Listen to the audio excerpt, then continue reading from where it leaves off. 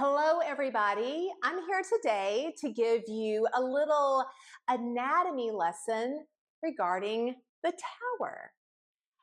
I'm Kim. I am the owner of Pilates by Kim here in Northport, Alabama. This is a small home-based Pilates studio, but it is fully equipped with 4 reformer tower combo units for very small group classes.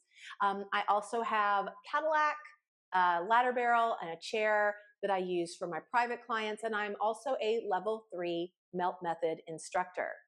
So I wanted to do this video today because once a month I convert all of my reformers into towers, and we have tower class for a week. And it's a nice break for my people to get off the reformer, use the skills that they have been working on that piece of apparatus, and then apply it to a different piece of apparatus.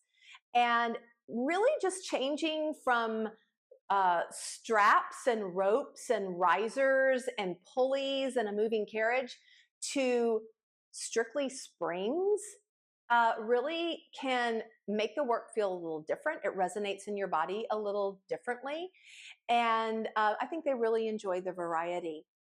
If you have not taken a tower class or you've not worked on a Pilates wall tower or even a Cadillac, I really encourage you to find somebody that has this and knows how to walk you through some of the exercises, because it's a different experience within the Pilates method. I personally love a tower class. I'm not going to say I like it better than reformer, but there are times like that's what my body is craving. I want the tower springs. I want to feel that. I maybe don't want to deal with the moving carriage so much. I just want a fixed platform. It's almost like doing mat work, but having a little extra assistance in that, a little extra feedback other than just your body on the mat with gravity. It's really, really nice work. I'm going to be very basic about what we're doing. I'm not going to get into any of the exercises that we do today. I'm just going to talk to you about the different components of the tower. I'm not even going to get too in depth about how things are set up, because that is very specific to different exercises, and that will become like a totally different video. I just want you to understand the languaging and what the different components are and what they're called. So if you come into a class, you're at least not lost, okay? All right, so starting from the very basic part of it, you might see that I'm on a mat, okay? So these mats actually go on top of my reformer frame. I'm not going to get into how that's converted because that's not for you to worry about. That's for your teacher or your instructor. But they're cushy, all right? So they're a lot more cushier than even the reformer carriage, okay? There's a lot more give to that. So we have the mats. Then right here, we've got your tower, okay? So this frame right here would be the framework of your tower. I call these the poles, the tower poles, and I just would call this the top of the tower. And along the sides, at least on mine, I have these different, I call them eyelets. People call them different things, but little eyelets. And this is where we could clip on different springs. And the higher up you go with your spring setting, typically the heavier the spring is going to feel. The lower you go, the lighter. However, that depends on your body position, okay? So if you're standing up on the tower, higher isn't necessarily heavier, okay? That's just a little rule of thumb. All right, next we have the roll down bar. So the roll down bar sort of stays clipped up here in the top of the tower. It can certainly be moved around for different exercises, but the roll down bar is named because we use it for an exercise called roll downs or roll backs or roll ups. It could be something different. Mine is a wooden bar. It is clipped with these 2 little eyelets. We would face the tower and we would do roll downs like you would on a mat, but now you have something to hold on to that kind of gives you a little bit of an assist on the way up. It's attached by these 2 short yellow springs, named because they're yellow on the end.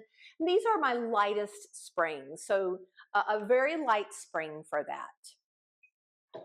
Next, we have the push-through bar, and it's named because it will literally push through the tower poles. And there's actually a series of exercise, or an exercise called the push-through series, and that's what we would use this bar for. Okay, so that is a push-through bar. All right, let's talk about our different springs. So we've already talked about the short yellow springs that we use on that push-through bar, but we also have some other short springs. We have a short red spring, and they're color-coded because you can see on the end that is red. And then this is my short blue spring. You can see that is blue. My short blue spring is a little bit heavier than the yellow. And then my short red spring is a little heavier than the blue. I would typically use these shorter springs with the push-through bar, and here's how I would do it. I would clip the spring, so it has these little clips. I call them dog clips. I don't know what you would call them, because it reminds me of what I clip my dog leash to on my my dog. All right, so I'd clip those up there, and then the push-through bar also has these little eyelets on the ends here, and I would clip them here and here, and I would call that loading the springs from the top. And that's all we're going to talk about today, loading the springs from the top. I could either have done one blue spring, left it at that.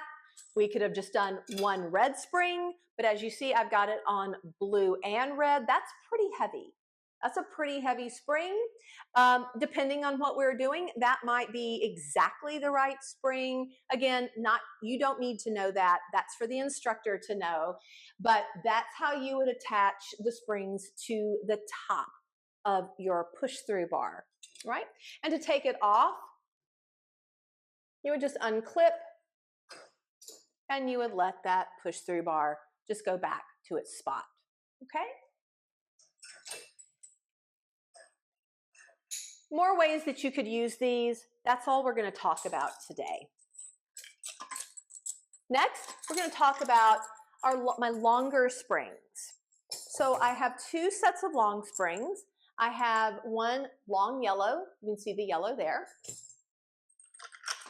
And then I have a set of long purple springs. You can see the purple. Hopefully you can see that. So my long yellow springs, just like my short yellow springs, are going to be lighter in resistance. And then my long purple springs are the heaviest ones I have. They're heavier than the red. Typically, I would use these long yellow springs to do some arm work, either lying on the mat here, or standing. We would clip them up here, and then I would clip handles onto the end there. And we would do that for some standing arm spring work, which is one of my very favorite series to do. I really love standing arm work. The purple springs I typically use for leg work. So like feet-in straps. If you're familiar with feet-in straps on the reformer, we would do those exercises with the springs, and I would keep them pretty low. I might clip them up here or down here, just depending on what we're doing. And then I have loops, and we would just clip them to the other end, and that's what your feet would go in to do leg spring work. The great thing about the tower, something I really appreciate about it, just like you have the springs on the reformer that you can change and you can adjust, even though the spring tension doesn't change, you can increase the intensity, like I said, by going higher or going lower. When you're lying on the mat here and you're doing leg spring work, the higher up you go, I mean, I really don't think I would do it up this high, but if we went that high, that's really, really heavy. And then the lower you go, the lighter it would feel, the less resistance you would have. It just depends on what you're accomplishing or what you want to accomplish with that exercise.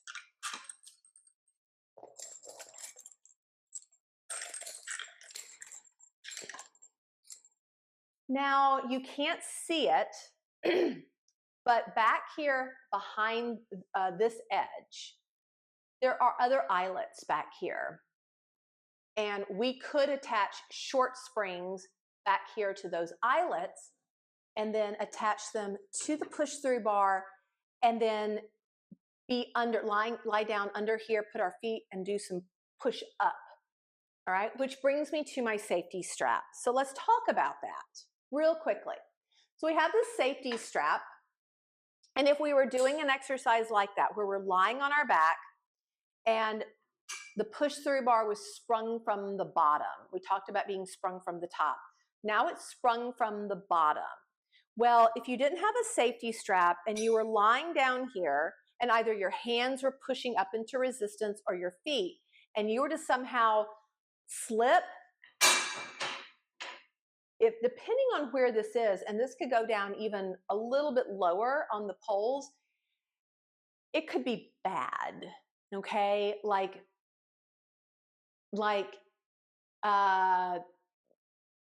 you might need an orthodontic surgeon, you know.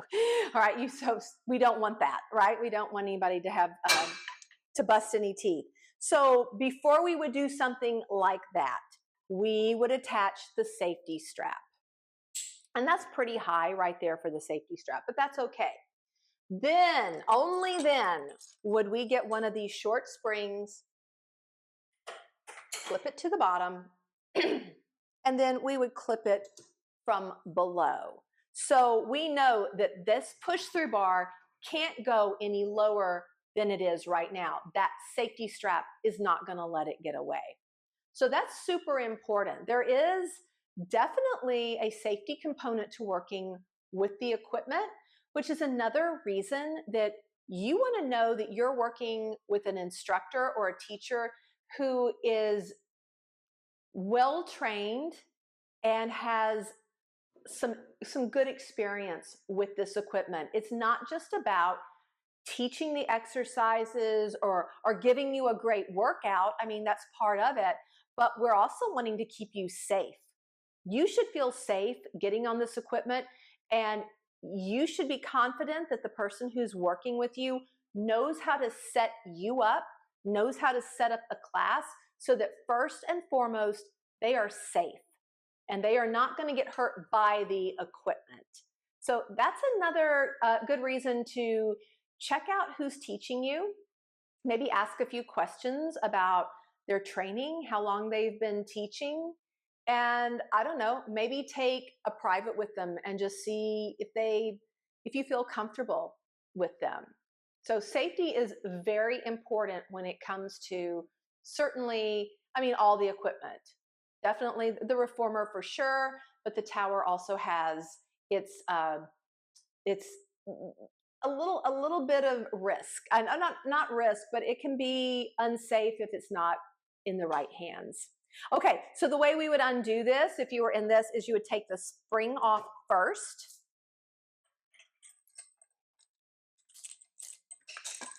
And then release that safety strap. And the way I store my safety straps, it's got these little loops along at different intervals. I usually just clip that carabiner. So that's just a little carabiner. And I just open it up and I clip it into the top one, and I'll just flip it over the top. It's as simple as that.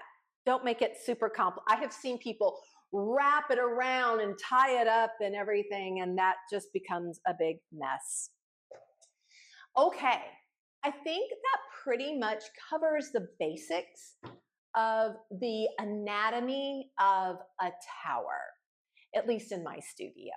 So I hope this has been helpful for you. I hope this has given you some good information, and hopefully it's made you a little bit curious about maybe taking a tower class. So make sure you check out my website, www.pilatesbykim.com, and go onto my class schedule. You will not see a tower class on the schedule, but if you will sign up to get my weekly emails, I will let you know when tower classes are coming up, what those dates are, and what the availability is in each class. And all of my classes, the drop-in fees are $29, and I also have packages for 5, 10, and 15 class packs. So I hope you check that out. Anyway, that is my anatomy of a tower. I hope you enjoyed it, and I hope to see you in class soon. Have a great day.